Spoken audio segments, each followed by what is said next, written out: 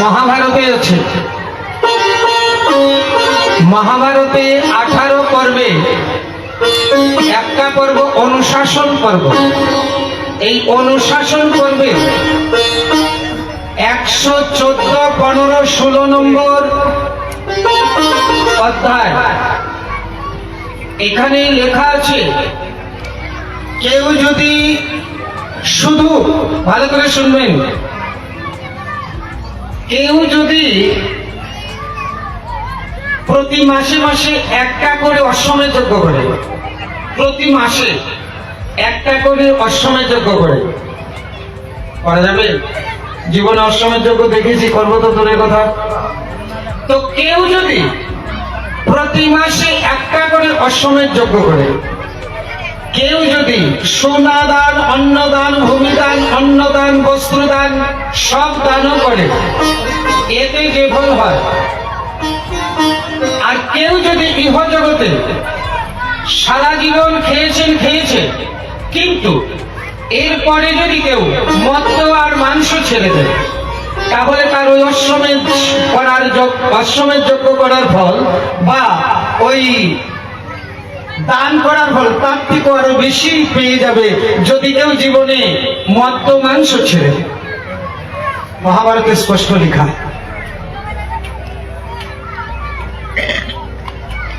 খালি এগুলো ছেড়ে দিলেই, হরিভজন করুন আর না করুন, এগুলো ছেড়ে দিলেই আপনার অশ্বমেধ প্রতি মাসে একটা করে অশ্বমেধ যজ্ঞ করে যে ফল হয় তার থেকে বেশি ফল হয়ে যাবে আপনার।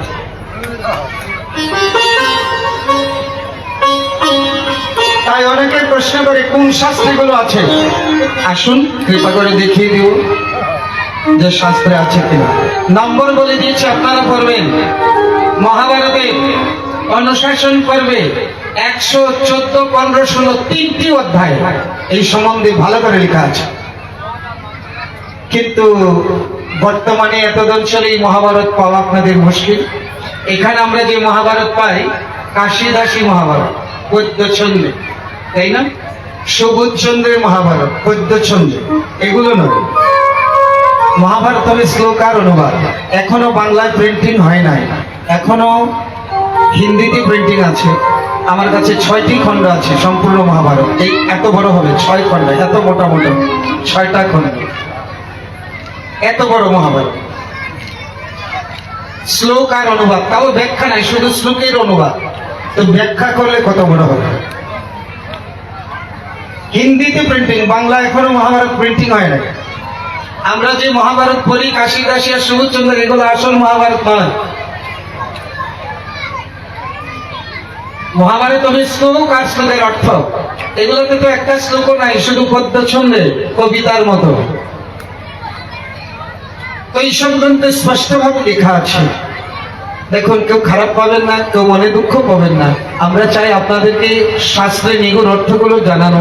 আমরা কাউকে ছোট করা, কাউকে অপমান করা, এগুলো আমাদের উদ্দেশ্য নয়। আমাদের উদ্দেশ্য প্রত্যেকটা জীবের যেন নরকে না যেতে হয়, মানে জীবের যেন আর দুঃখ না হয়, আমরা হরিনাম করে যেন ভগবানের ধামে যেতে পারি।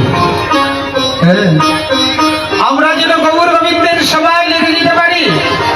যদি বা এই জন্মে সেবা নাও পাই, তো এই জন্মে যদি একটু ভজন করে যেতে পারি, মনে করুন অনেক দূরের রাস্তা, কালকে যেতে পারবো না, তো আজকে যদি কিছুটা এগিয়ে যাই, তো কালকে তো সেটা এতটা পরিশ্রম করতে হবে না।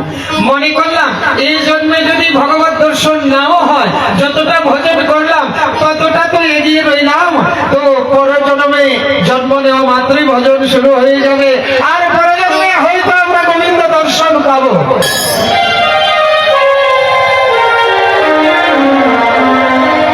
কিন্তু আমাদের আচার্যগণ বলছে পরজন্ম টন্ম নাই, পরজন্মে কি হবো ঠিক নাই।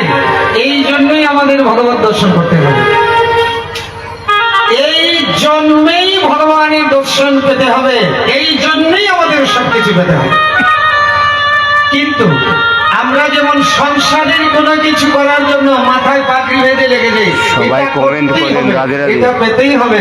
বলি এইভাবে যদি কেউ ভগবান প্রাপ্তির জন্য মাথায় পাগড়ি বেঁধে লেগে যায় যে আমার ভগবত প্রাপ্তি করতেই হবে, তাহলে এই জন্মেই সম্ভব।